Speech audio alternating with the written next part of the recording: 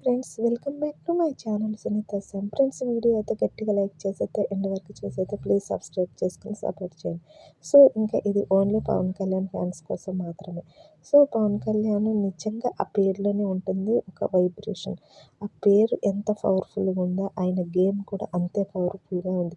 2 వీక్స్లో ఏ పవన్ కళ్యాణ్ అయితే కనపడలేదు, అదే పవన్ కళ్యాణ్ ఫస్ట్ ఫైనలిస్ట్ పవన్ కళ్యాణ్ కావడం నిజంగా చాలా చాలా గ్రేట్ అనే చెప్పాలి.